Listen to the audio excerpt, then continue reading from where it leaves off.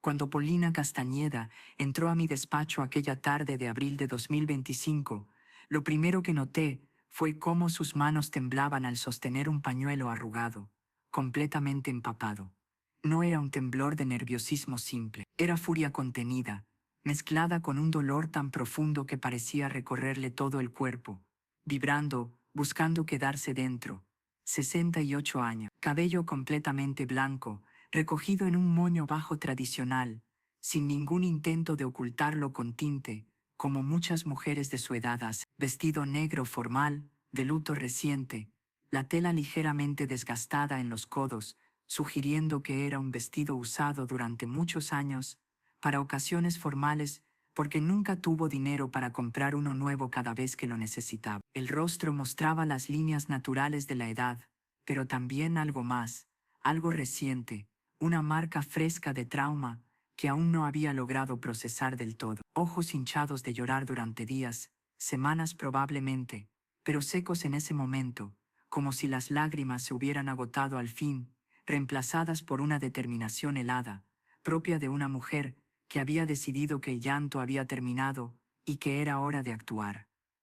Eso era evidente por la ropa de luto, pero había algo más en su expresión, algo que iba más allá del dolor normal de perder a un esposo después de una vida larga junto. Había traición allí, sí, pero también algo más difícil de describir, una indignación silenciosa que parecía haberle cambiado algo por dentro para siempre. El sentimiento de alguien que sufrió una injusticia tan grande que alteró algo fundamental en su interior, algo que ya no volvería a ser igual.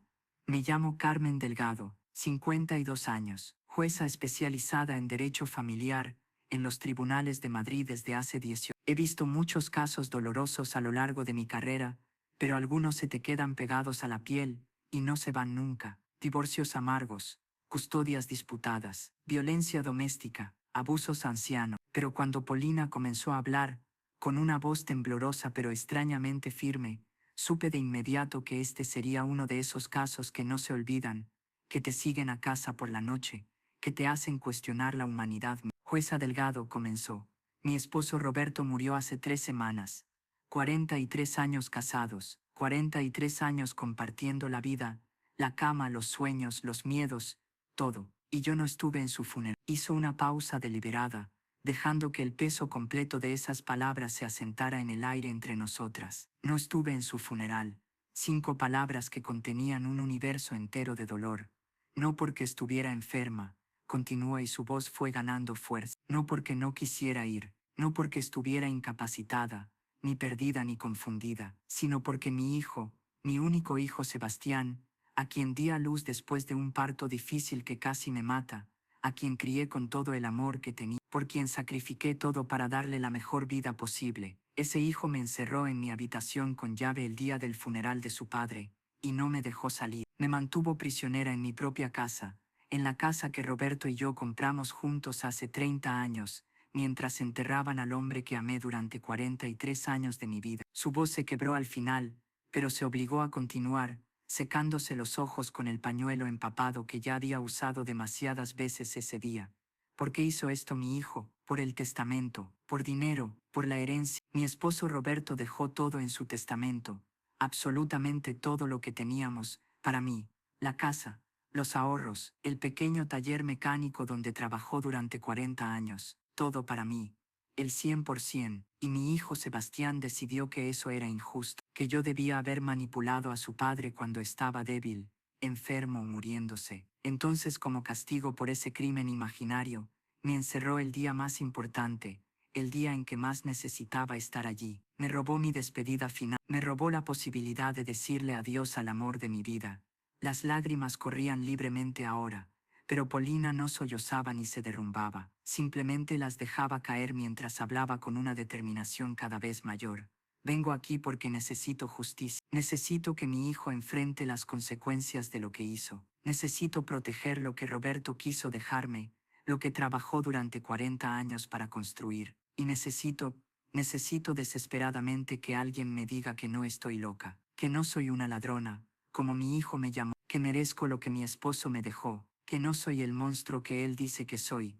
Cerré los ojos por un momento largo, procesando lo que acababa de escuchar. Encerrar a una madre anciana durante el funeral de su esposo era algo que incluso después de tantos años en los juzgados, me costaba asimilar. Privarla del último adiós, del cierre, de ese ritual fundamental que todos los seres humanos necesitan cuando pierden a alguien amado. ¿Y por qué? Por dinero, por herencia, por el resentimiento de un hijo adulto que se sintió despojado de algo que creía su derecho.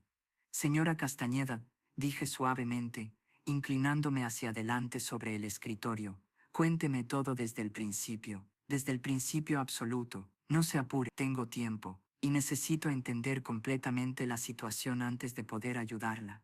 Polina asintió y sacó de su bolso una carpeta manila sencilla. No era una carpeta legal, organizada profesionalmente con pestañas y secciones, sino un sobre humilde que contenía documentos que ella misma había guardado y ordenado con cuidado. Dentro vi el testamento, el certificado de defunción, fotografías antiguas, cartas escritas a mano, y algo más que llamó mi atención de inmediato, un pequeño pendrive pegado con cinta adhesiva en el interior de la carpeta. Comenzaré desde donde realmente empieza esta historia, dijo Polina y su voz se suavizó por un instante. Con Roberto, mi esposo, mi vida.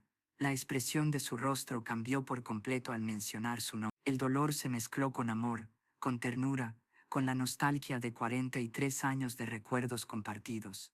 Roberto y yo nos casamos en Yo tenía 20 años recién cumplidos, él 23, amor joven, real, puro, de ese que crees que solo existe en las películas antiguas. No teníamos dinero, absolutamente nada. Él trabajaba en un taller mecánico como ayudante, ganando casi nada. Yo era secretaria en una pequeña oficina de contabilidad donde me pagaban una miseria, pero teníamos planes, sueños, un futuro juntos que podíamos ver tan claro como un día soleado. Polina hizo una pausa, y una sonrisa pequeña y triste cruzó su rostro por primera vez desde que había entrado. Conocí a Roberto en un baile de pueblo en mí. Yo tenía 19 años y acababa de llegar a Madrid desde Salamanca, buscando trabajo y una vida mejor. Me sentía tan sola, tan perdida en una ciudad tan grande. Roberto tenía 22 y ya vivía en Madrid desde niño. Me pidió bailar, era un bailarín terrible. Me pisó el pie 3 veces en esa primera canción, pero tenía la sonrisa más sincera que había visto nunca, los ojos más amables. Hablamos toda la noche, de todo y de nada, de nuestras familias, de nuestros sueños, de nuestros miedos al futuro. Cuando el baile terminó, Roberto me dijo: Polina, sé que apenas te conozco, pero siento algo muy especial aquí. ¿Puedo verte otra vez? Y yo dije que sí, sin dudar ni un segundo. Fueron 2 años de noviazgo hermosos. Roberto trabajaba en el taller durante el día y estudiaba mecánica avanzada por las noches para mejorar. Yo seguía como secretaria y también estudiaba cursos de administración por la noche. Ganábamos muy poco, los dos, pero ahorrábamos cada peseta que podíamos. Los sábados paseábamos por el Parque del Retiro, porque era gratis y romántico. Los domingos visitábamos a nuestras familias. Su madre hacía una paella increíble, la mía rosquilla. La vida era simple, pero éramos completamente felices. En 1982, Roberto me propuso matrimonio. No tenía dinero para un anillo de diamantes, así que compró uno de plata, sencillo, en un mercadillo. Se arrodilló en el Retiro, en el mismo banco exacto donde habíamos tenido nuestra primera cita 2 años antes. Me dijo: Polina, no puedo prometerte riquezas porque no las tengo, pero te prometo que te amaré cada día de mi vida, que trabajaré duro para darte la mejor vida que pueda, que construiremos nuestro futuro juntos, paso a paso. ¿Te casas conmigo? Lloré tanto que no podía hablar, solo asentía una y otra vez, hasta que él se rió y me puso el anillo en el dedo. La boda fue pequeña y perfecta, en la iglesia de nuestro barrio. 50 invitados, solo familia y los amigos más cercanos. Mi vestido fue prestado de mi prima, el traje de Roberto, alquilado. La recepción fue en casa de los padres de Roberto. Su madre cocinó absolutamente todo y los amigos trajeron vino casero. Bailamos, reímos, celebramos con casi nada material, pero sintiendo que teníamos todo lo que de verdad importaba. La luna de miel fue un fin de semana en Segovia, el único viaje que podíamos permitirnos. Un hotel barato, comidas sencillas en lugares locales. Caminamos por la ciudad vieja tomados de la mano como si fuéramos la única pareja en el mundo. Roberto me susurró: Algún día, Paulina, cuando tengamos más dinero te llevaré a lugares increíbles. Y yo le respondí, ya estoy en el lugar más increíble posible, contigo. Y lo decía completamente en serio. La voz de Paulina estaba llena de nostalgia, perdida en recuerdos de felicidad que precedieron a todo el dolor que vino después. Regresamos a Madrid y comenzamos nuestra vida de casados de verdad. Un apartamento pequeño, 30 metros cuadrados, un solo dormitorio, una cocina tan diminuta que solo cabía una persona a la vez. Todos los muebles eran de segunda mano, comprados en mercadillos o regalados por familiares, pero era nuestro hogar. Yo lo decoraba con flores, que compraba en el mercado cada semana. Roberto construyó estantes con madera reciclada que encontraba. Convertimos ese espacio diminuto en un hogar lleno de amor. Trabajamos durísimo los... Roberto se levantaba a las 6 de la mañana, llegaba al taller a las 7, y trabajaba hasta las 7 de la noche, sus manos siempre manchadas de grasa, sin importar cuánto se lavara, la espalda siempre adolorida de inclinarse sobre motores todo el día. Nunca se quejó, ni una sola vez. Decía, es para nuestro futuro, Paulina. Yo trabajaba en la oficina de 9 a 6 y luego llegaba a casa a cocinar, limpiar y cuidar de Roberto. Por las noches, nos sentábamos en el balcón pequeñísimo, mirando las estrellas, planeando la vida que queríamos construir. En 1983, Roberto me propuso una idea que llevaba tiempo considerando. Paulina, quiero abrir mi propio taller, pequeño al principio, solo yo trabajando, pero mío. ¿Crees que podemos hacerlo? Nuestros ahorros eran exactamente 500.000 pesetas, unos 3.000 euros de hoy. Apenas alcanzaban para alquilar un espacio diminuto y comprar las herramientas más básicas. Era un riesgo enorme, podíamos perderlo todo, pero yo creía en Roberto sin reservas. Le dije, hagámoslo, siempre.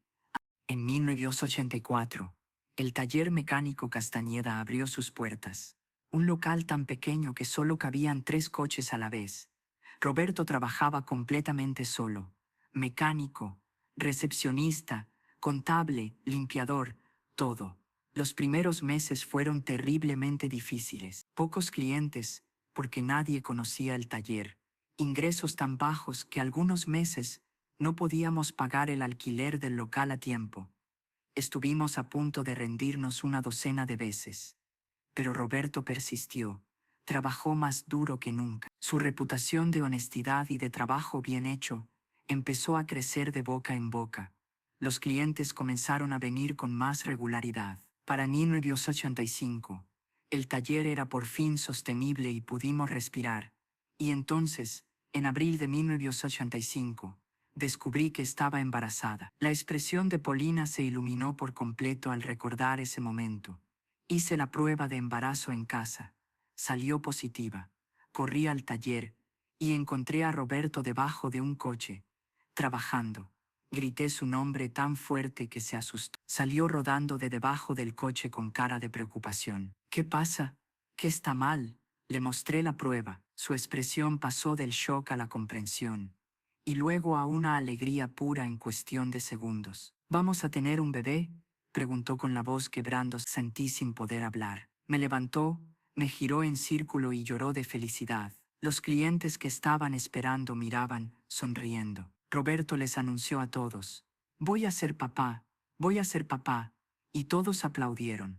Pero el embarazo fue complicado desde el principio. A los 6 meses, los médicos detectaron un problema con la placenta. El riesgo de parto prematuro era alto. Me prescribieron reposo absoluto en cama durante el resto del embarazo. Tuve que dejar mi trabajo porque no podía estar de pie. Roberto trabajó turnos dobles, triples cuando podía para compensar el ingreso perdido. Llegaba a casa completamente agotado, pero siempre sonriendo. Intentaba cocinar, aunque era un cocinero terrible.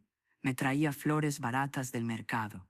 Leía libros sobre bebés en voz alta, practicando para ser un buen papá. Cada noche le hablaba a mi barriga: hola, pequeño o pequeña, soy tu papá. Estoy deseando conocer. Tu mamá y yo te amamos ya tanto. En septiembre de 1985, comenzaron las contracciones. Fue un parto prematuro, casi un mes antes. Llegamos al hospital a toda velocidad. El parto fue extremadamente difícil. 14 horas de contracciones intensas, Complicaciones constantes. Los médicos estaban preocupados tanto por el bebé como por mí. Roberto sostuvo mi mano todo el tiempo. Rezó aunque nunca había sido un hombre especialmente religioso. Me animó cuando yo quería rendirme. Puedes hacerlo, Paulina. Eres la mujer más fuerte que conozco. Te amo. Finalmente, a las 4:23 de la madrugada del 18 de septiembre de 1985, Sebastián nació. Pequeñísimo, solo 2 kilos 100 gramos, pero con pulmones fuertes, llorando con fuerza para hacernos saber que estaba vivo y luchando. Cuando la enfermera colocó a Sebastián en los brazos de Roberto por primera vez, vi a mi esposo llorar como nunca antes. Nuestro hijo, Paulina, nuestro milagro, besó la diminuta frente de Sebastián con una suavidad infinita. Te prometo que cuidaré de ti siempre, pequeño. Seré el mejor padre que pueda ser. La voz de Paulina volvió a quebrarse, pero se obligó a continuar. Roberto cumplió esa promesa durante 35 años, hasta que el cáncer le robó la capacidad. Fue un padre increíble, dedicado, amoroso. Se tomó un momento para recomponerse antes de seguir. Las complicaciones de mi parto significaron que nunca podría tener más hijos. Los médicos explicaron que había un daño permanente en mi útero. Lloré durante días cuando me lo dijeron. Había soñado con una familia grande, 3 o 4 hijos llenando la casa de risas. Roberto me sostuvo y me dijo: Paulina, Sebastián es nuestro milagro. Un milagro es más que suficiente. Lo amaremos tanto que nunca se sentirá solo. Y eso hicimos. Dedicamos todo nuestro amor a ese niño. Sebastián fue un niño feliz y dulce. Tenía una sonrisa grande que iluminaba cualquier habitación, una risa contagiosa que hacía sonreír a todos a su alrededor, una curiosidad infinita por todo. Roberto jugaba con él cada tarde después del trabajo,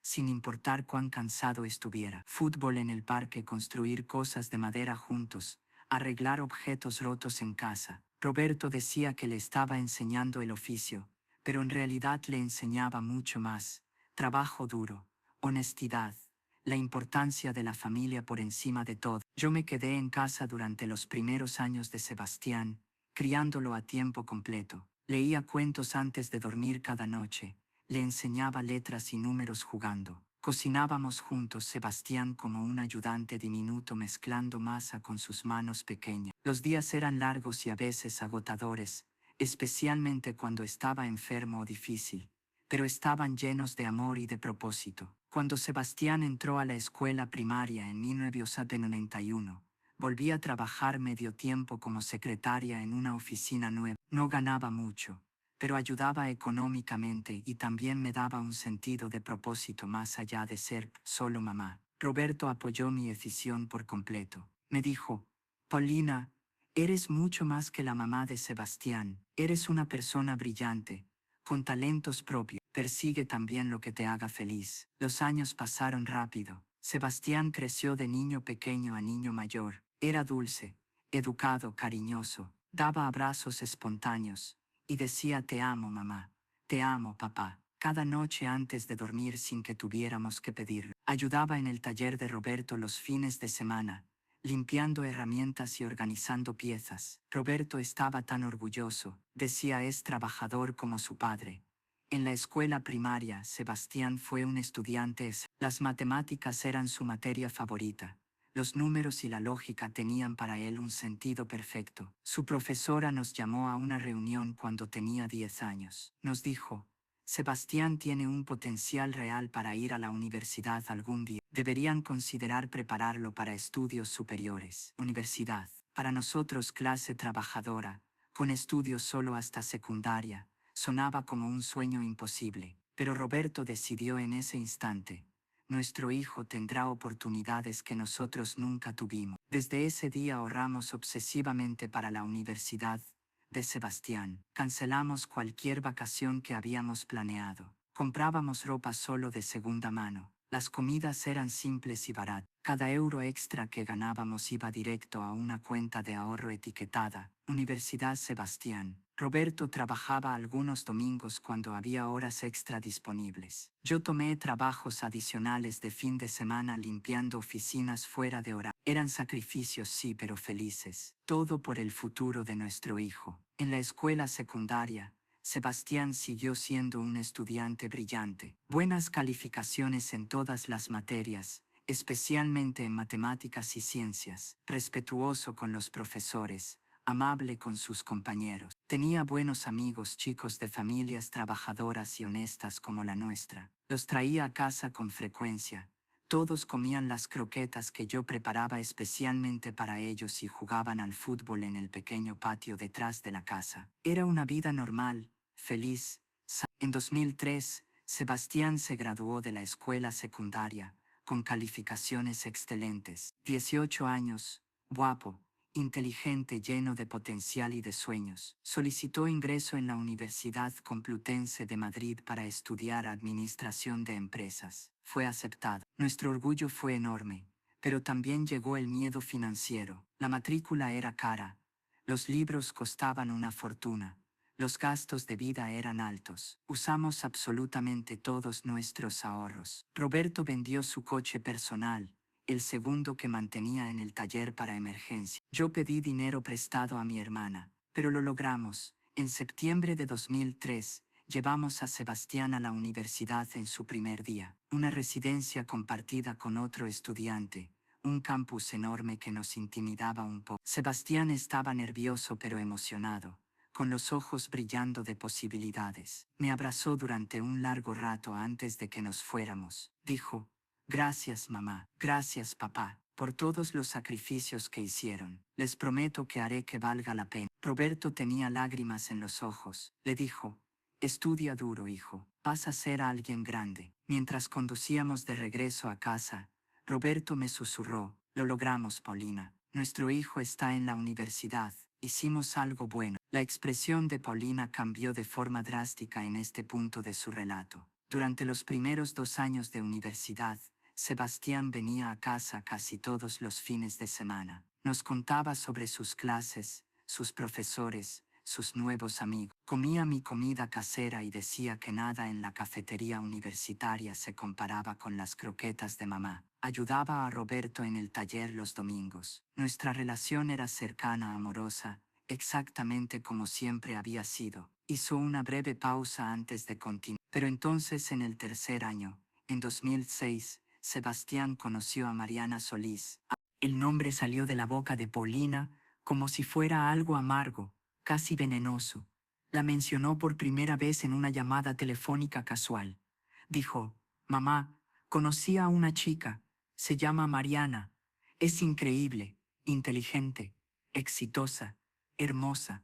Le pedí que me contara más». Me dijo: «Tiene 30 años. Trabaja en bienes raíces de lujo. Vende casas a gente rica. Ya estuvo casada antes, pero se divorció». Mi primera reacción fue una preocupación inmediata. 30 años. Sebastián tenía solo 23. 7 años de diferencia. Ya divorciada una vez, ¿por qué? ¿Qué había salido mal en ese matrimonio? Trabajaba en el sector del lujo, vendiendo a personas ricas. Tenía valores parecidos a los nuestros de trabajo duro y vida sencilla, pero no dije nada de eso. Solo respondí: «Suena interesante, cariño. Tráela a conocernos cuando estés listo».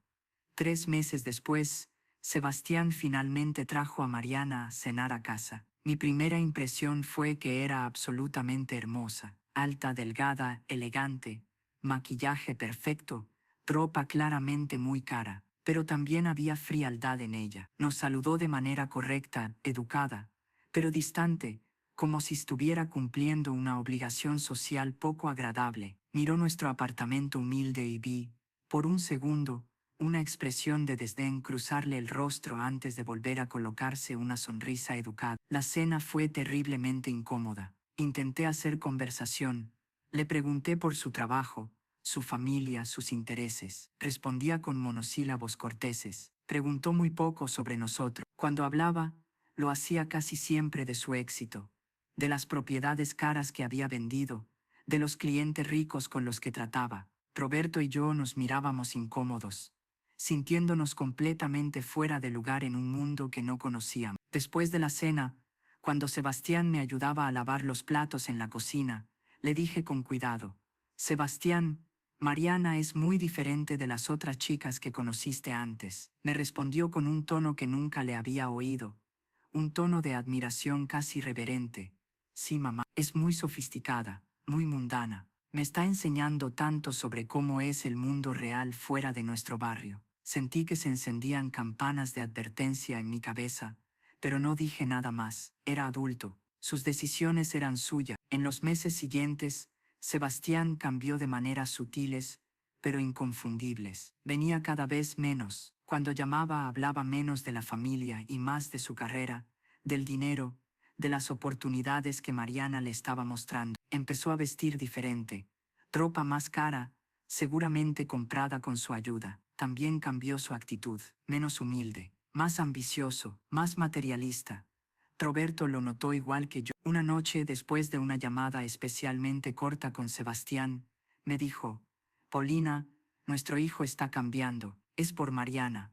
Asentí en silencio. Creo que ella lo está cambiando. Roberto suspiró y respondió: o tal vez solo está mostrando quién realmente quiere ser. Esas palabras me dolieron profundamente, pero tenían algo de verdad. Tal vez Sebastián siempre había querido una vida distinta a la nuestra, y Mariana solo le estaba dando permiso para buscarla. En 2007, Sebastián se graduó de la universidad. Organizó una gran fiesta de graduación. Mariana la preparó en un lugar caro, invitó a mucha gente importante de su círculo social. Roberto y yo fuimos, por supuesto, pero nos sentimos completamente fuera de lugar. Los amigos de Mariana, todos ricos y profesionales, nos miraban con una condescendencia apenas disimulada. Sebastián pasó casi todo el tiempo con Kenos y muy poco con nosotros. Nos dolió, pero sonreímos y aguantamos. Era su día. Justo después de graduarse, Sebastián consiguió trabajo en una gran empresa de consultoría. Su salario inicial era de 2.000 euros al mes, más de lo que Roberto y yo ganábamos juntos. Estábamos orgullosos, claro, pero también asustados. ¿El dinero lo cambiaría aún más? La respuesta fue que sí. En los años siguientes, la distancia entre nosotros y Sebastián creció sin parar. En 2008, se mudó a su propio apartamento, nada lujoso todavía, pero suyo. Empezó a visitarnos menos. En 2009, recibió una gran promoción y su salario subió a 2.800 euros. Compró un coche nuevo. Empezó a ir a restaurantes caros. Su vida giraba en una órbita completamente distinta a la nuestra. En 2010, Sebastián anunció que se casaría con Mariana. Llegó un domingo por la tarde y dijo simplemente: vamos a casarnos en junio. ¿Están felices por mí? Roberto lo abrazó y le dijo: claro que sí, hijo. Si ella te hace feliz, nosotros también. Yo lo felicité y lo abracé, pero sentí el corazón pesado. En 4 años, Mariana nunca se había acercado realmente a nosotros, y Sebastián estaba cada vez más lejos. La boda, en junio de 2010, fue espectacular en tamaño, pero dolorosa para nosotros. Hotel de 5 estrellas, 300 invitados, orquesta completa, comida gourmet que probablemente costaba más por plato de lo que Roberto ganaba en una semana. A nosotros nos sentaron en una mesa al fondo del salón, lejos de la mesa principal. La familia de Mariana estaba en el centro, elegante, rica, acaparando toda la atención. Sebastián pasó casi toda la noche moviéndose entre invitados importantes. En su discurso de brindis, no nos mencionó ni una sola vez. Agradeció a la familia de Mariana, a sus amigos, a sus colegas, a los padres que lo sacrificaron todo para que pudiera estudiar. Nos ignoró por completo. Al salir de la boda, conduciendo de regreso a casa en nuestro coche viejo, Roberto lloró. Era la primera vez que lo veía llorar desde que Sebastián nació. Dijo entre sollozos: Paulina, hemos perdido a nuestro hijo, no por la muerte, algo peor, por la indiferencia, por la vergüenza. Está avergonzado de nosotros. Le tomé la mano y le dije: todavía nos ama, cariño, solo está perdido. Tal vez algún día regrese. Roberto respondió con la voz rota: tal vez, o tal vez no. Los años siguientes confirmaron nuestros peores miedos. Las visitas se volvieron raras, solo alguna Navidad si teníamos suerte, algún cumpleaños ocasional. Las llamadas telefónicas fueron cada vez menos. Sebastián y Mariana compraron una casa grande en una zona cara de Madrid, pero nunca nos invitaron a verla. Su vida estaba completamente separada de la nuestra. Roberto intentó mantener el contacto con desesperación. Llamaba cada semana, sin faltar: hijo, ¿Cómo estás? ¿Cómo va el trabajo? Las conversaciones eran siempre breves y superficiales. Bien, papá, muy ocupado. Entiendo, hijo. Recuerda que puedes venir cuando quieras. Siempre eres bienvenido. Sí, papá. Pronto, pero ese pronto nunca llegaba. En 2015, Roberto cumplió 50 años. Organicé una cena pequeña, solo con familia cercana y algunos amigos de siempre. Llamé a Sebastián con semanas de anticipación. Por favor, ven, cariño, es muy importante para tu papá. Él respondió. Lo intentaré, mamá. El día del cumpleaños. Llamó a última hora. Perdón, mamá, surgió algo importante en el trabajo. No puedo ir. Roberto escuchó la conversación, sonrió con tristeza y dijo, está bien, está ocupado con su vida importante. Pero yo vi el dolor profundo en sus ojos. En 2017, el hermano de Roberto, el tío favorito de Sebastián, murió repentinamente de un infarto. El funeral fue pequeño, solo familia. Llamé a Sebastián de inmediato. El tío Javier murió. El funeral es el viernes. Sebastián respondió.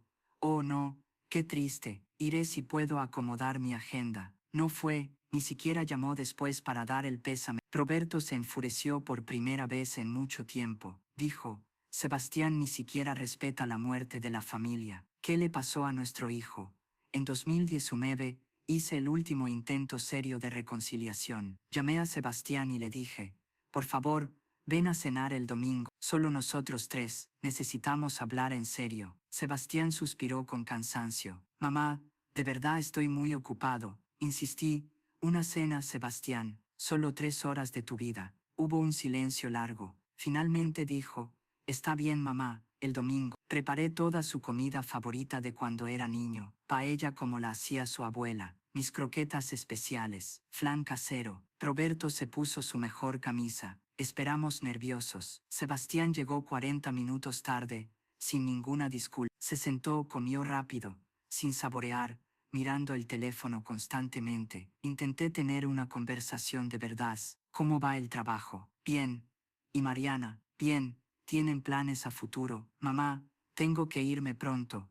Roberto explotó. Era tan raro verlo enfadado que me asusté. Dijo, Sebastián, ya que viniste al menos ten la decencia de hablar de verdad con tus padres. Sebastián lo miró sorprendido. ¿Qué quieres que diga, papá? Roberto respondió con la voz temblorosa. Quiero a mi hijo de vuelta, al hijo que amaba a su familia, al que venía cada domingo, al que reía con nosotros. ¿Dónde se fue ese hijo? Sebastián contestó con frialdad. Ese hijo creció, papá. Tengo mi propia vida ahora. No puedo vivir en el pasado. Roberto, con lágrimas en los ojos. Pasado, tu familia es pasado. Somos solo pasado para ti. Sebastián se levantó. No dije eso. Solo que ustedes tienen su vida y yo la mía. Está bien, y se fue. Esa fue la última vez que Sebastián nos visitó antes del diagnóstico. Paulina se detuvo un largo momento, se secó las lágrimas que habían estado cayendo durante toda su narración, tomó un sorbo de agua del vaso sobre la mesa y respiró hondo. Y entonces, en febrero de 2020, a Roberto le diagnosticaron cáncer de páncreas. Su voz se quebró por completo al decirlo. Cáncer de páncreas, uno de los más agresivos, de los más mortales. El oncólogo nos lo dijo sin rodeos. Etapa avanzada.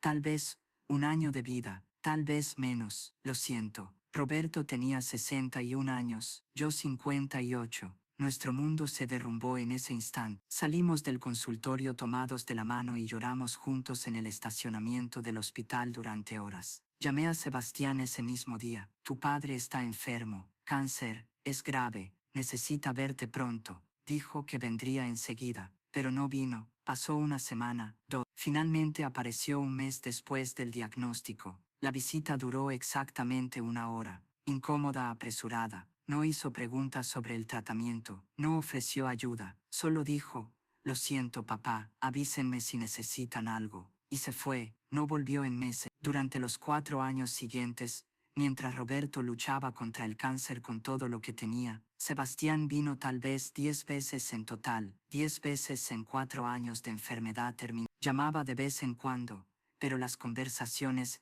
eran breves, superficiales, como si cumpliera con una obligación mínima. Nunca preguntó por los detalles del tratamiento, ni por los efectos secundarios. Nunca se ofreció a acompañarnos a las citas médicas, que eran durísimas. Nunca preguntó cómo estaba yo, cuidando prácticamente sola a un esposo enfermo terminal. Mariana no vino ni una sola vez en esos 4 años. Roberto sentía esa ausencia de forma dolorosa. No era solo el dolor físico del cáncer, que era terrible, sobre todo después de la quimioterapia. Era el dolor emocional del hijo ausente, aún más profundo. Un día acostado en la cama del hospital después de una sesión especialmente brutal que lo dejó vomitando durante horas, Roberto lloró. Me preguntó: Paulina, criamos mal a Sebastián, hicimos algo mal. ¿Por qué no está aquí? ¿Por qué no le importamos? Yo lo abracé y le dije: no, cariño, no hicimos nada mal, criamos con todo el amor que teníamos. Pero él eligió otro camino, eligió el dinero y el estatus por encima de la familia. Esa fue su elección, no nuestro fracaso. Roberto asintió, pero sé que nunca lo creyó del todo. Murió pensando que quizá había fallado como padre. Paulina lloraba abiertamente ya sin intentar ocultarlo. En enero de 2024, 4 años después del diagnóstico, los médicos nos dijeron que ya no había nada más que hacer. El cáncer había ganado, tal vez semanas de vida, tal vez unos pocos meses. Con suerte, recomendaron cuidados paliativos en casa. Roberto decidió de inmediato que quería morir en casa, no en un hospital frío. Yo estuve de acuerdo. Nuestra casa, nuestra cama, donde habíamos dormido juntos durante 42 años, era donde debía terminar. Llamé a Sebastián y se lo dije claramente: tu padre no tiene mucho tiempo, deberías venir, pasar tiempo con él, despedirte. Sebastián respondió: entiendo, mamá, intentaré ir pronto. Ese pronto nunca llegó en esas últimas semanas críticas. Roberto pasó sus últimos 2 meses en casa, y yo lo cuidé todo el tiempo. Le administraba los medicamentos para el dolor, lo ayudaba a bañarse cuando ya no podía hacerlo, le preparaba comidas suaves que pudiera tolerar. Me acostaba a su lado cada noche, aunque casi no dormía, porque tenía que estar pendiente de él. Éramos solo nosotros dos, como casi siempre había sido, pero ahora con el reloj avanzando hacia el final inevitable. En sus momentos de lucidez, entre dosis de morfina, hablábamos, recordábamos nuestros 43 años juntos, el primer baile donde me pisó el pie, nuestra boda pequeña y perfecta, el nacimiento de Sebastián, los años de trabajo duro construyendo una vida. Reíamos con recuerdos simples y llorábamos sabiendo que el final estaba cerca. Una tarde de mediados de febrero,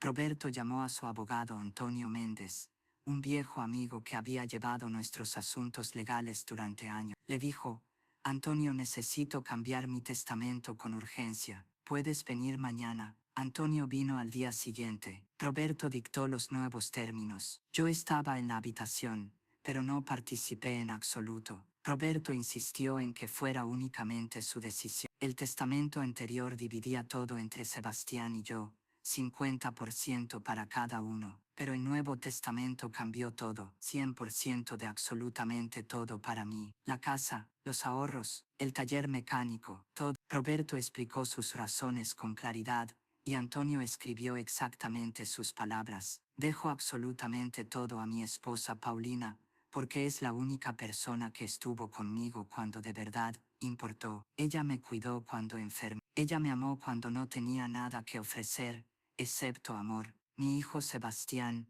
eligió una vida diferente, eligió el dinero y el estatus por encima de la familia. Respeto su derecho a elegir, pero no voy a recompensar la ausencia con herencia. Paulina merece todo porque ella lo dio todo. Antonio leyó el testamento en voz alta. Roberto firmó con la mano temblorosa. 2 de nuestros vecinos entraron como testigos y firmaron también. Era legal, oficial, completamente válido. Pero Roberto hizo algo más, algo que yo no pedí, pero en lo que él insistió. Dijo que era necesario. Paulina sacó el pendrive de la carpeta. Grabó un video, explicando su decisión con sus propias palabras, para que no quedara ninguna duda, ninguna acusación de manipulación, para que Sebastián supiera exactamente por qué, cuando llegara el momento. ¿Podemos verlo?, pregunté. Conecté el USB a mi portátil. Un solo archivo. Video testamento Roberto.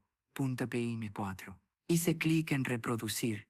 La pantalla mostró a Roberto acostado en una cama. Estaba claramente muy enfermo, la piel pálida, casi traslúcida, el cuerpo tan delgado que parecía solo huesos, los ojos hundidos, pero todavía lúcidos, todavía firmes. En la esquina inferior aparecía la fecha 15 de febrero de 2024.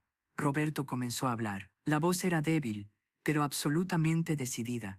Mi nombre es Roberto Castañeda Morales. Tengo 63 años. Estoy grabando este video el 15 de febrero de 2024. Estoy muy enfermo, cáncer de páncreas en etapa terminal. Probablemente no viviré mucho más. Los médicos dicen semanas. Tal vez estoy haciendo este video porque quiero que quede todo claro y porque ya no me queda energía para malentendidos después de que yo no esté. Para que mi hijo Sebastián entienda por completo la decisión que tomé de dejar todo a mi esposa, Paulina. Sebastián, si estás viendo esto significa que ya he muerto. Perdón por ser tan directo, pero ya no hay tiempo para palabras suaves.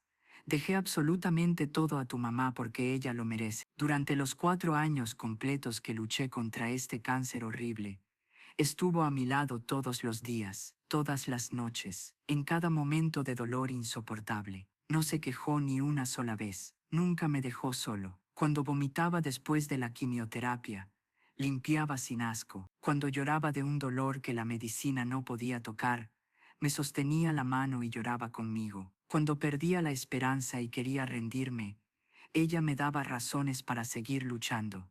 ¿Y tú, Sebastián? Viniste muy pocas veces en 4 años, tan pocas que aún hoy me cuesta entenderlo. Llamabas de vez en cuando, con preguntas superficiales. ¿Cómo estás, papá? Pero nunca querías saber la respuesta de verdad. Nunca ofreciste ayuda real. Nunca preguntaste qué necesitábamos tu madre y yo. Cuando recibí el diagnóstico en 2020, esperé que vinieras, que pasaras tiempo conmigo, que habláramos como padre e hijo sobre la vida, la muerte, el sentido de todo, pero no viniste. Estabas ocupado, siempre demasiado ocupado. Entiendo que elegiste una vida distinta a la que tu madre y yo vivimos. Carrera importante, dinero, estatus, casa grande, esposa rica. Está bien, fueron tus elecciones y las respeto. Eres adulto, tienes derecho a elegir tu camino. Pero no puedes tenerlo todo. No puedes ignorar a un padre moribundo durante 4 años y luego esperar una herencia como recompensa por aparecer de vez en cuando. Tu madre Paulina sacrificó absolutamente todo por ti, dejó su carrera para criarte, gastamos todos nuestros ahorros de vida para enviarte a la universidad, te dimos todo nuestro amor, todo nuestro apoyo, incluso en los momentos más difíciles. ¿Y cómo nos pagaste? Alejándote, avergonzándote de nosotros, tratándonos como si fuéramos inferiores, porque no somos ricos como tus nuevos amigos. Así que sí, dejé absolutamente todo a Paulina, no porque te odie. Te amo, Sebastián, siempre te amaré. Esto no va solo de amor, va de justicia. Aunque duela decirlo así, va de reconocer a la persona que estuvo ahí de verdad, a quien importó cuando de verdad importaba. Espero que algún día lo entiendas, que algún día valores a las personas que te aman por encima de las que tienen dinero, y si no, bueno, esa también será tu elección. Roberto tosió con fuerza, se notaba exhausto, aún así se obligó a continuar. Paulina, amor de mi vida, si estás viendo esto significa que ya me he ido. Gracias, por 43 años que fueron, sin duda los mejores que cualquier hombre podría pedir. Fuiste una esposa maravillosa, una madre maravillosa para nuestro hijo, una persona extraordinaria. Te amo, siempre te amaré, hasta que nos volvamos a encontrar. El video terminó.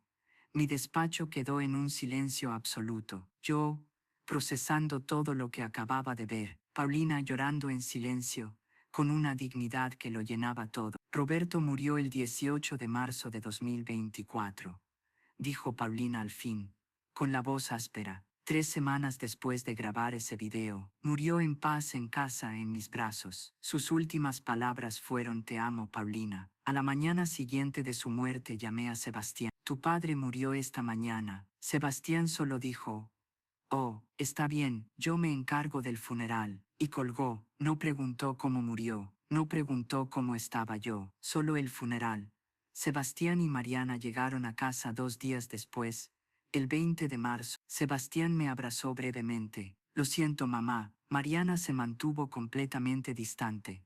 Ni siquiera me tocó. Hablaron de los arreglos del funeral, del cementerio, de la ceremonia. Todo muy correcto, muy frío, totalmente transaccional. El 21 de marzo, Antonio, el abogado, vino a leer el testamento de manera oficial. Estábamos yo, Sebastián y Mariana. Antonio leyó: dejo la totalidad de mis bienes a mi esposa, Paulina Castañeda, 100%. El rostro de Sebastián cambió al instante. Se puso rojo de furia. ¿Qué? ¿Todo para ella? Nada.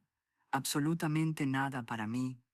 Antonio continuó leyendo la explicación completa que Roberto había dictado. Sebastián escuchaba, la rabia creciendo visiblemente con cada frase. Cuando Antonio terminó, Sebastián explotó. Esto es ridículo. Es manipulación evidente. Mamá convenció a papá de cambiar el testamento cuando estaba débil y vulnerable. Papá no estaba bien de la cabeza. El cáncer, las medicinas, estaba confundido. Antonio lo interrumpió con calma. Sebastián, tu padre estaba perfectamente lúcido cuando cambió el testamento. Fue en febrero, sí, 3 semanas antes de morir, pero tenía plena capacidad mental. Este testamento es completamente válido. Además, hay un video que él mismo grabó. Les mostró el video a Sebastián y a Mariana. Lo vieron en silencio. Cuando terminó, Sebastián estaba aún más furioso. Gritó: no me importa el video, esto es injusto. Soy su hijo, hijo único, merezco una herencia. Trabajé duro,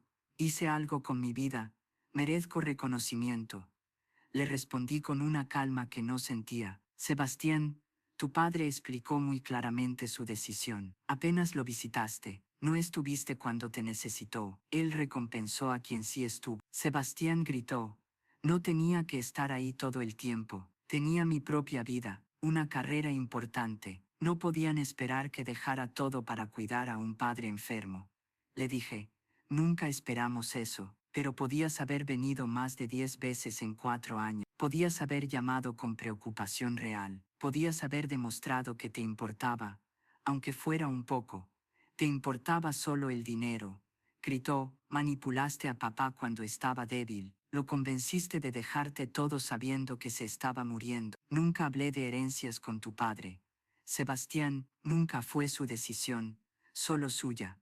Mariana intervino por fin. Paulina, seamos razonables. Este testamento es claramente injusto. Roberto estaba enfermo, vulnerable. Seguramente no pensaba con claridad. Tú estabas ahí todo el tiempo.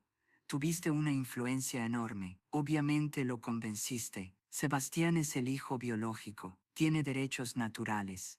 Antonio la interrumpió. Mariana, Sebastián, legalmente este testamento es sólido. Roberto tenía capacidad mental completa. Hay 2 testigos independientes y un video explicativo. No existe base legal para impugnarlo.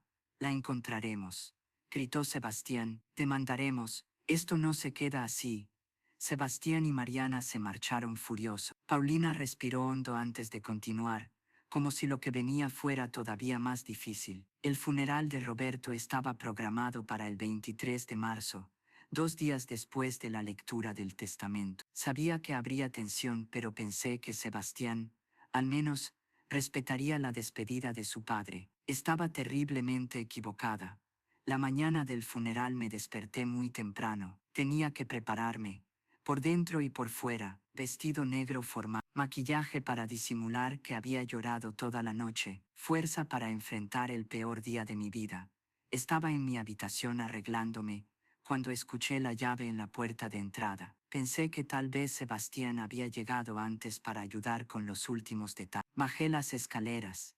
Sebastián estaba en la sala, Mariana también. Sus expresiones, nunca las olvidaré, frías, determinadas, crueles de una forma que jamás había visto. Sebastián, dije, el funeral empieza en 2 horas. Deberíamos preparar. Me interrumpió. No, mamá, tú no deberías. ¿Qué quieres decir?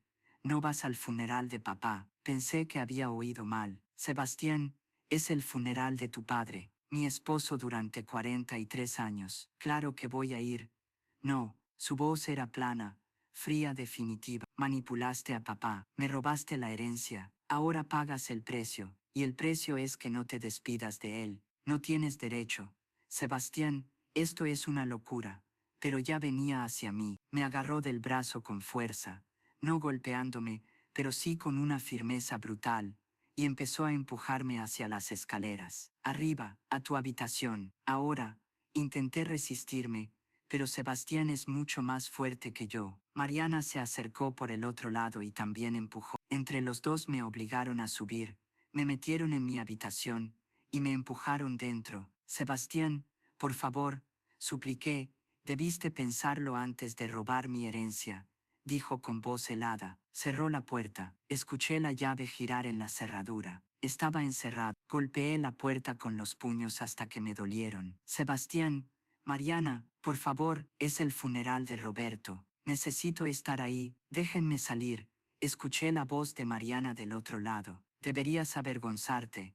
Paulina, 43 años casada, y aún así convenciste a un hombre moribundo de cambiar su testamento. Es patético. Quédate ahí, y piensa en lo que hiciste.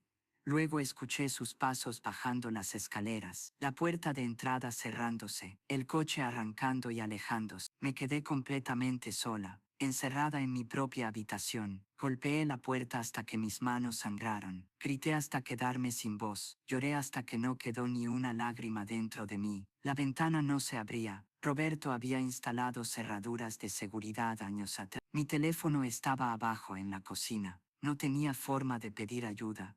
Al final me senté en la cama, la misma cama donde Roberto había muerto solo 5 días antes, y me rompí. No solo lloré, me quebré por completo. El funeral empezaba a las 11 de la mañana.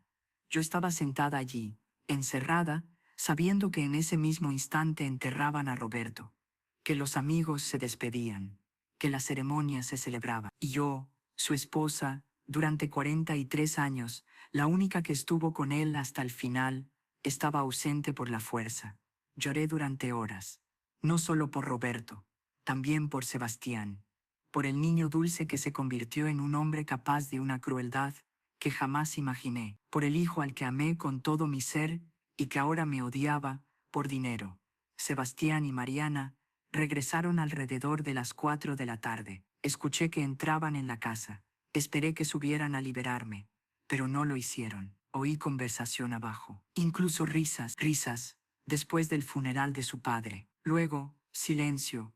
Finalmente, cerca de las 7 de la noche, la puerta de mi habitación se abrió. Sebastián estaba allí, todavía con el traje del funeral. Tenía una expresión de satisfacción en el rostro que nunca olvidaré. El funeral fue muy bonito. Mamá, papá habría estado muy contento. Lástima que no pudiste asistir. Lo miré y poder creerlo. ¿Cómo pudiste hacerme esto, Sebastián? ¿Cómo? Fue bastante fácil. Tú robaste mi herencia. Yo robé tu despedida. Justicia simple. No robé absolutamente nada. Tu padre eligió dejarme todo. Lo explicó con claridad.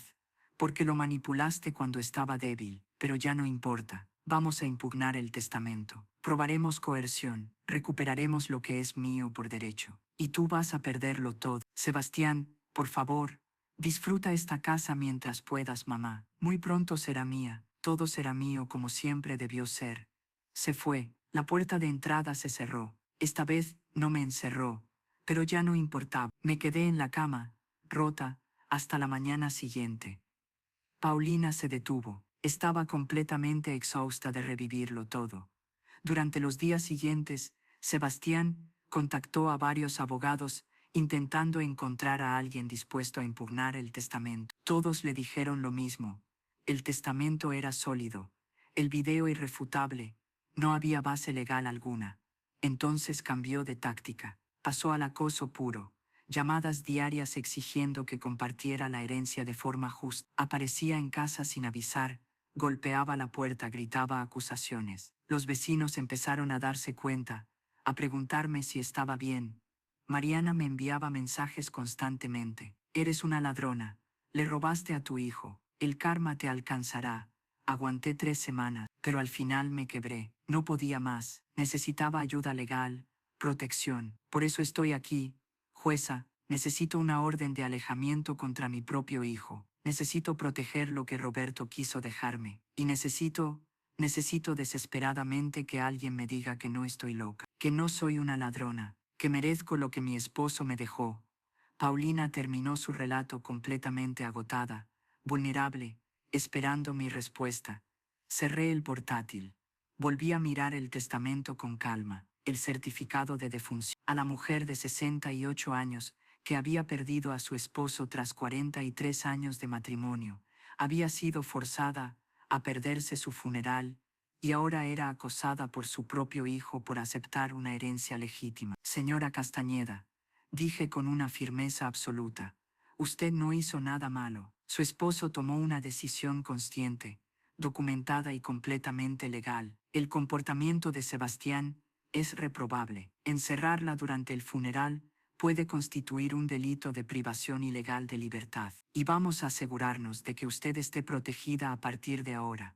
Paulina lloró. Esta vez eran lágrimas de alivio. Solicitaremos una orden de alejamiento inmediata. Documentaremos todo, el encierro durante el funeral, el acoso constante, las amenazas. Y si Sebastián intenta impugnar el testamento, su intento se desmoronará ante una evidencia abrumadora. El testamento de un padre es un documento sagrado, y nadie, ni siquiera un hijo, puede arrebatar la última voluntad de un hombre moribundo. No en mi juzgado. Paulina sintió. Una primera sonrisa débil cruzó su rostro desde que había entrado. Gracias, jueza, gracias de verdad. Pero yo lo sabía. En mi interior tenía claro que la batalla apenas comenzaba. Los hijos resentidos por una herencia que creen perdida rara vez se ríen. Y Sebastián ya había demostrado ser capaz de una crueldad fría y calculada. Esto sería una guerra, pero Paulina ya no estaría sola.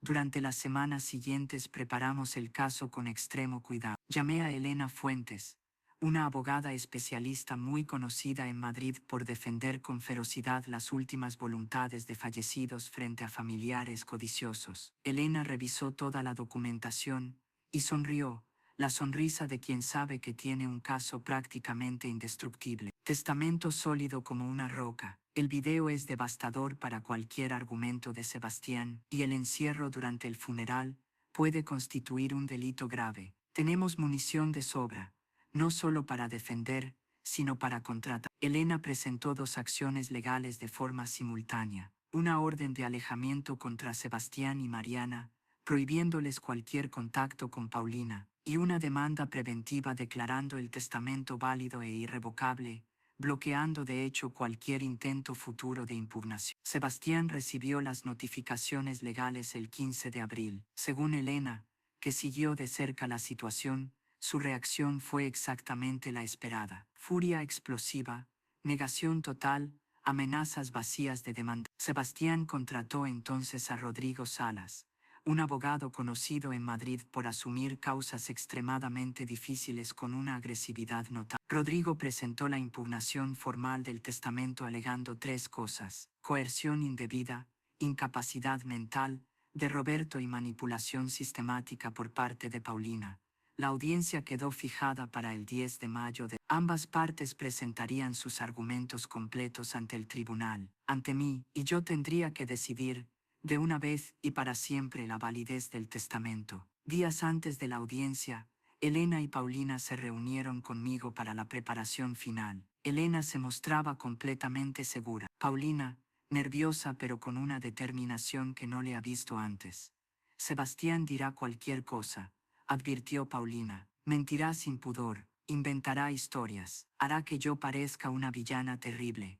Déjelo, respondí con firmeza, porque nosotros tenemos algo que él no tiene, la verdad, y la verdad, documentada en video por su propio padre, es prácticamente indestructible.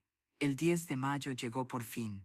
La sala del tribunal estaba formal, cargada de tensión. Yo presidía desde el estrado. Elena y Paulina ocupaban la mesa de la izquierda. Rodrigo y Sebastián, con Mariana observando desde la galería la de la derecha.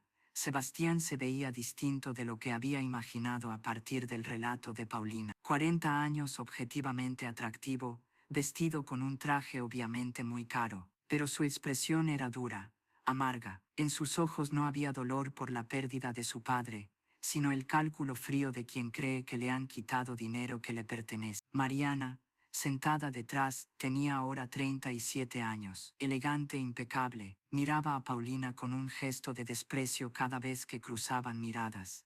Comencé de forma oficial, caso impugnación del testamento de Roberto Castañeda Morales, fallecido el 18 de marzo de 2024. Sebastián Castañeda Solís impugna el testamento de su padre alegando coerción indebida, incapacidad mental y manipulación. Paulina Castañeda defiende la validez del testamento. Procedamos.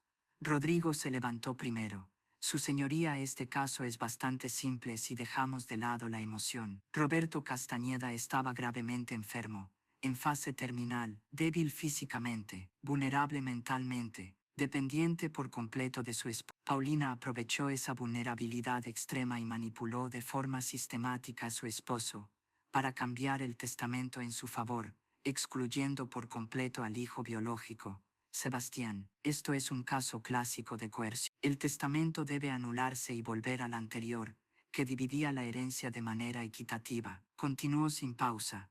La evidencia es clara. Roberto estaba gravemente enfermo en febrero de 2024, apenas 3 semanas antes de morir. No tenía la capacidad mental plena para tomar una decisión tan drástica y permanente. Paulina era la única persona con acceso constante a él, en una posición ideal para influir indebidamente. Sebastián ha sido despojado injustamente de la herencia que como hijo único, legítimamente merecía. Elena se puso de pie. Su voz fue clara, firme. Su señoría, la impugnación de Sebastián Castañeda es un intento transparente de apropiarse de una herencia que su padre, de manera explícita y deliberada, decidió no dejarle. Roberto Castañeda estaba perfectamente lúcido cuando modificó su testamento. Su abogado Antonio Méndez certificó su capacidad mental. Hubo 2 testigos independientes, y de manera crucial, Roberto grabó un video de 15 minutos explicando su decisión, con un nivel de claridad extraordinario. Ese video demuestra 0 coerción,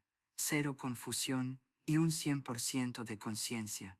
Sebastián no fue despojado injustamente, continuó, fue excluido de forma consciente, porque en palabras exactas de su propio padre, no estuvo ahí cuando realmente importó. Durante 4 años de enfermedad terminal, Sebastián visitó a su padre exactamente 10 veces, muy pocas veces en 4 años, tal como su propio padre describió. Mientras tanto, Paulina lo cuidó todos los días, sin excepción. Este testamento no es una injusticia, es una consecuencia. Rodrigo se levantó de inmediato. Objeción, su señoría. La frecuencia de visitas no es legalmente relevante para la validez de un testamento. Lo miré. En realidad, señor Salas, sí lo es. Los testamentos reflejan con frecuencia la naturaleza de las relaciones familiares. Si Roberto sintió que su hijo estuvo ausente en el momento más difícil de su vida, su decisión es comprensible. Pero procedamos con la evidencia. Señora Fuentes, continúe. Elena avanzó de manera meticulosa. Presentó el testamento original de 2015, con la división 50-50. Luego el testamento modificado de febrero de 2024, dejando el 100% a Paulina. A continuación, la declaración jurada del abogado Antonio Méndez, certificando que Roberto estaba lúcido, competente y sin presión alguna al firmar. Finalmente dijo, su señoría, ahora el video, las palabras del propio Roberto Castañeda. La pantalla grande se encendió. La sala quedó en silencio absoluto mientras Roberto hablaba desde su cama, explicando su decisión con una claridad dolorosa. Cuando dijo me visitaste solo 10 veces en 4 años, vi a Sebastián hacer una mueca involuntaria. Cuando añadió no puedes ignorar a un padre moribundo, y luego esperar una herencia como recompensa, Mariana apartó la mirada incómoda.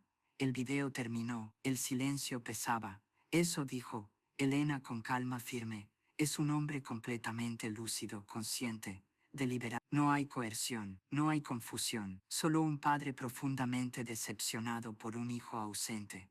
Miré a Sebastián directamente. Señor Castañeda, ¿desea testificar? Sebastián se levantó, la mandíbula apretada. Sí, su señoría. ¿Jura decir toda la verdad? Sí. Proceda.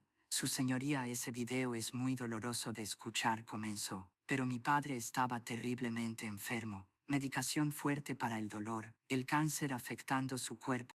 Elena se levantó. Objeción. Cáncer de páncreas, no cerebral. Los registros médicos confirman que no hubo deterioro cognitivo alguno. Sostenida, dije. Continúe, señor Castañeda. De acuerdo, no era el cerebro, pero estaba físicamente muy débil, y mi madre estaba ahí todo el tiempo. Pudo haberle dicho cualquier cosa. Sembrar ideas. Sebastián no te visita. Sebastián no te quiere. Mi padre, vulnerable, pudo creerlo. ¿Está sugiriendo que su madre mintió deliberadamente a su padre moribundo? Pregunté. Digo que exageró la situación. Hizo que yo pareciera peor de lo que era. ¿Cuántas veces exactamente visitó a su padre durante los 4 años de enfermedad? Sebastián dudó.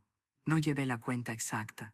Su padre dijo 10 veces en el video. Ese número es incorrecto. El silencio se alargó. Puede que sea aproximadamente correcto, admitió al fin, pero yo tenía una vida muy ocupada, una carrera exigente. No le estoy pidiendo explicaciones, señor Castañeda. Le estoy pidiendo hechos. Lo interrumpí. Le he preguntado por hechos. ¿Aproximadamente 10 veces es correcto? Sí. Llamaba regularmente a su padre para hablar con él, cuando encontraba tiempo, mensualmente, semanalmente, a diario, pregunté. Mensualmente, a veces cada 2 meses, respondió Sebastián. ¿Ofreció ayuda concreta para el cuidado de su padre? Mi madre nunca pidió algo específico. No le pregunto eso. Le pregunto si usted ofreció ayuda de forma proactiva. ¿Sí o no? Hubo un silencio incómodo. Luego, muy bajo. No. ¿Asistió a citas médicas con su padre? No tuve oportunidad. ¿Sí o no, señor Castañeda? No. ¿Contribuyó económicamente a los costos del tratamiento? Mi padre tenía seguro médico que cubría. ¿Sí o no? No. Entonces su padre, un hombre muriendo lentamente de cáncer durante 4 años, vivió exactamente lo que describió en ese video, un hijo esencialmente ausente. ¿Es correcto? Sebastián apretó la mandíbula. No estaba ausente, solo estaba ocupado viviendo mi propia vida. Lo entiendo. Ahora, hablemos del funeral de su padre. ¿Qué ocurrió con su madre la mañana de ese funeral? La expresión de Sebastián cambió al instante. Sabía perfectamente a dónde iba esto. ¿Qué ocurrió específicamente con su madre antes del funeral? Silencio. Señor Castañeda, ¿encerró usted a su madre en su habitación con llave la mañana del funeral de su esposo? Rodrigo se levantó de inmediato. Objeción, su señoría. No veo la relevancia de esta línea de preguntas. Es altamente relevante para evaluar la conducta general del señor Castañeda hacia su madre. Respondí. Conteste la pregunta. Sebastián miró al suelo. Yo estaba extremadamente molesto por el testamento. La pregunta es simple. Lo interrumpí. ¿Encerró a su madre con llave, impidiéndole físicamente asistir al funeral de su esposo de 43 años? ¿Sí o no? La pausa fue larga, muy larga. Finalmente, casi en un susurro, sí. Un murmullo recorrió la sala. Golpeé el mazo. Orden. Silencio. ¿Durante cuánto tiempo mantuvo a su madre encerrada? Solo fueron algunas horas. ¿Cuántas exactamente? Desde más o menos las 9 de la mañana, hasta después de que terminó el funeral. Quizá a las 7 de la tarde. 10 horas, dije. Encerró a su madre, una mujer de 68 años, durante 10 horas completas el día del funeral de su esposo. ¿Por qué lo hizo? Porque ella robó mi herencia legítima. Su madre no robó nada, señor Castañeda. Su padre eligió deliberadamente dejarle todo, y el video lo demuestra sin lugar a dudas. Así que la pregunta real es, ¿fue un acto de venganza? Yo estaba furioso y no pensaba con claridad. Eso es evidente. Dígame algo más. ¿Se arrepiente de haber hecho eso? Sebastián levantó la vista un segundo hacia la galería, donde Mariana negó sutilmente con la cabeza. Mi madre manipuló a mi padre enfermo, así que en cierto sentido, no le pregunté eso, lo corté. Le pregunté si se arrepiente de haber encerrado a su madre durante el funeral, sí o no. El silencio volvió a apoderarse de la sala. No completamente, dijo al fin. Ella merecía consecuencias. Suficiente. Puede sentarse. Me volví hacia Paulina. Señora Castañeda, ¿desea testificar? Paulina se levantó despacio. La voz le temblaba, pero se mantuvo firme. Sí, Su señoría, ¿jura decir la verdad? Lo juro. ¿Manipuló usted a su esposo para que cambiara el testamento? No, su señoría, nunca. Roberto tomó esa decisión completamente solo. Yo ni siquiera supe que había cambiado el testamento hasta después de su muerte. ¿Presionó para excluir a su hijo? Jamás. Amaba a Sebastián con todo mi corazón. Y aún lo amo, a pesar de todo. Quería desesperadamente que se reconciliara con su padre antes de que fuera demasiado tarde. Le rogué que lo visitara más. Pero él decidió no hacerlo. ¿Cree que merece recibir la herencia completa según el testamento de su esposo? Las lágrimas comenzaron a caer. No sé si merezco tanto, pero sé que Roberto quiso dármelo, y respeto profundamente su última voluntad. Gracias. Puede sentarse. Revisé una vez más toda la evidencia, el testamento claro e inequívoco, el video devastador, el propio testimonio de Sebastián, autoinculpatorio. La decisión era evidente. He escuchado a ambas partes. He examinado toda la evidencia. Estoy lista para emitir mi decisión final. La sala quedó en silencio absoluto. La impugnación del testamento presentada por Sebastián Castañeda queda denegada en su totalidad. El testamento de Roberto Castañeda Morales, fechado el 15 de febrero de 2024, se declara válido, vinculante y completamente irrevocable. Rodrigo intentó levantarse pero alcé la mano. Las razones son claras. Primero, Roberto Castañeda tenía plena capacidad mental cuando modificó su testamento. Su abogado lo certificó. 2 testigos independientes lo confirmaron. Los registros médicos muestran cero deterioro cognitivo. Segundo, Roberto explicó su decisión de forma extensa y clara en un video grabado. No existe coerción, no existe confusión, existe claridad absoluta. Tercero, la relación padre-hijo descrita en ese video coincide exactamente con los hechos que el propio Sebastián admitió bajo juramento. Cuarto, la conducta posterior del señor Castañeda, incluyendo el encierro de su madre el día del funeral, demuestra precisamente el tipo de carácter que Roberto decidió no recompensar. Roberto Castañeda tenía pleno derecho legal a decidir el destino de su herencia. Lo ejerció de forma consciente. Para este tribunal, no hay más discusión posible. Hice una breve pausa antes de continuar. Adicionalmente, ordeno que la Fiscalía investigue la conducta del señor Sebastián Castañeda por posible delito de detención ilegal. Y finalmente, la orden de restricción queda otorgada. Sebastián Castañeda y Mariana Solís tienen prohibido cualquier contacto con Paulina Castañeda. Cualquier violación implicará arresto inmediato. Golpeé el mazo. Caso cerrado. Sebastián bajó la cabeza, derrotado. Mariana estaba lívida de rabia. Rodrigo cerró su carpeta en silencio. Paulina me miró, no sonrió, pero en sus ojos por primera vez desde que entró a mi despacho, ya no había miedo, solo una paz cansada. Paulina lloraba abiertamente, pero eran lágrimas limpias, de alivio puro. Elena la abrazó con fuerza. Lo ganamos todo.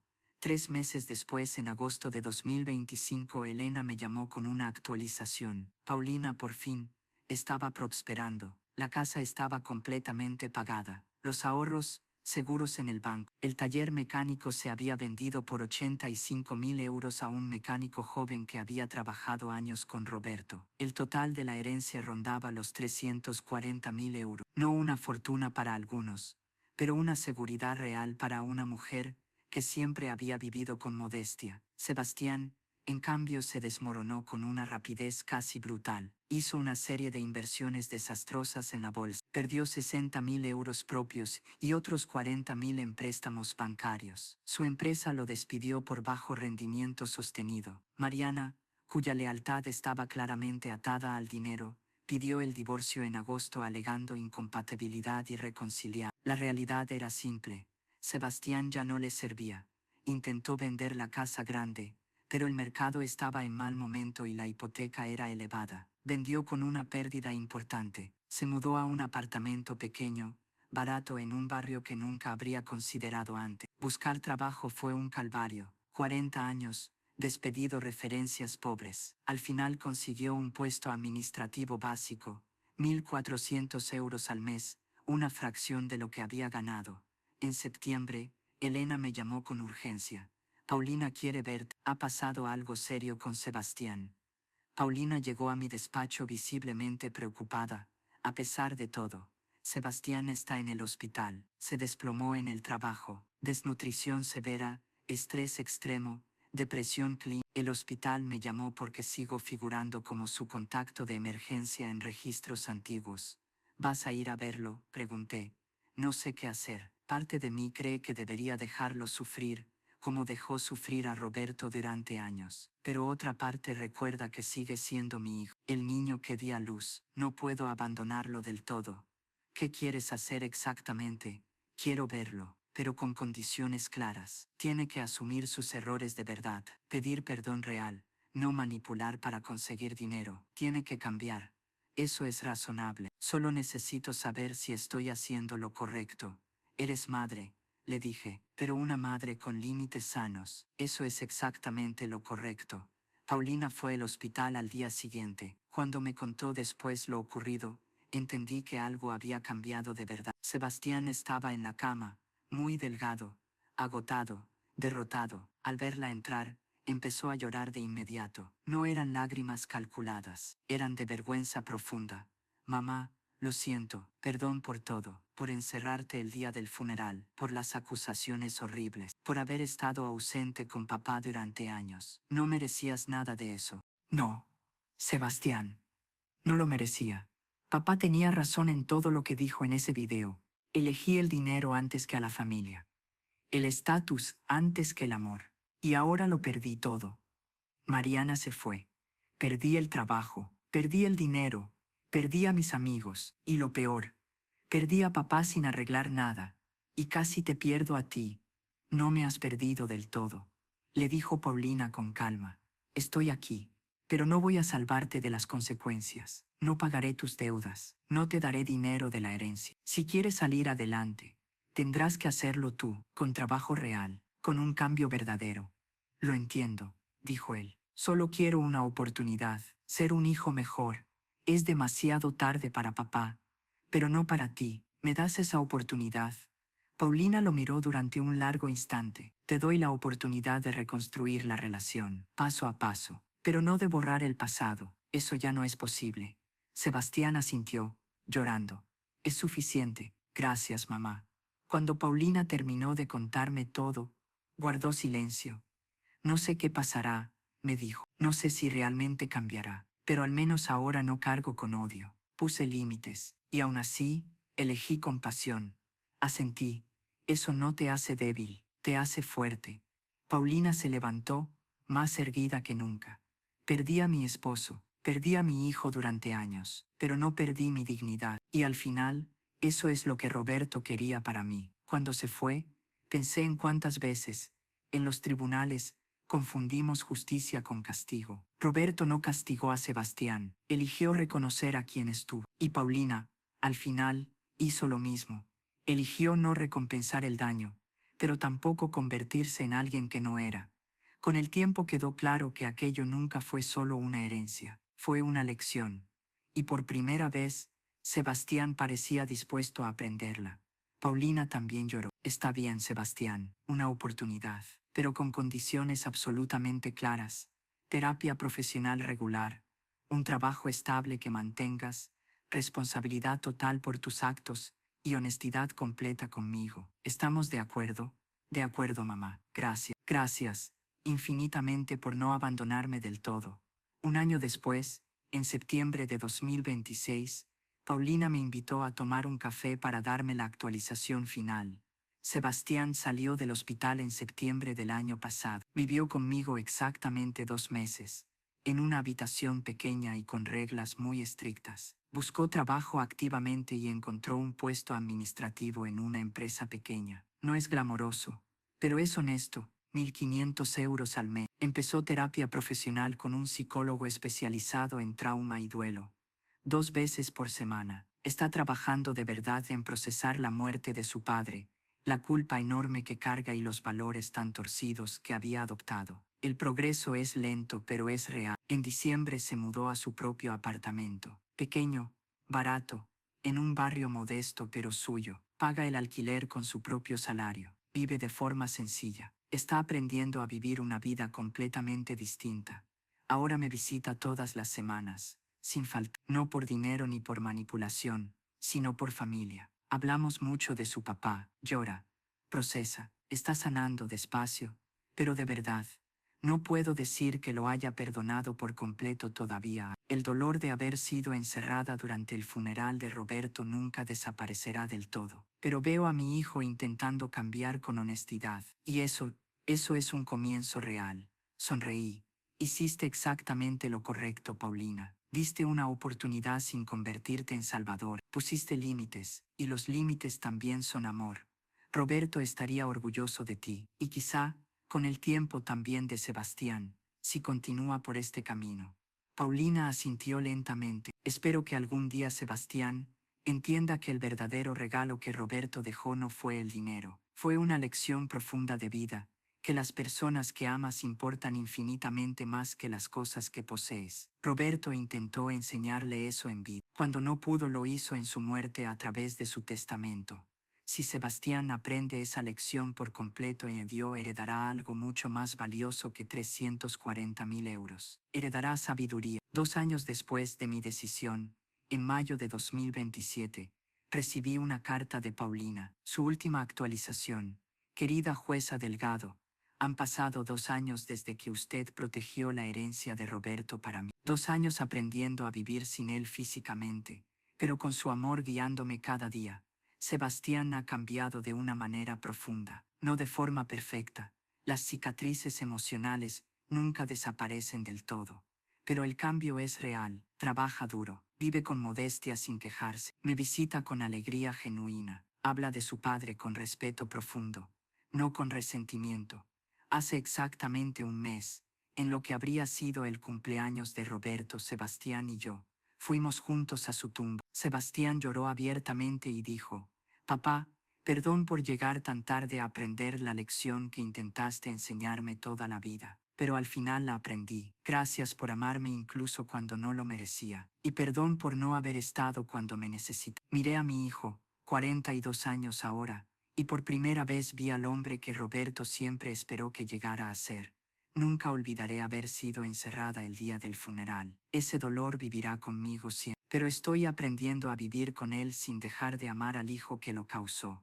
El testamento de Roberto fue un regalo en muchos niveles. No solo dinero, sino verdad. Verdad sobre los valores reales, las prioridades correctas y el significado auténtico del amor. Sebastián necesitó perderlo todo para comprenderlo.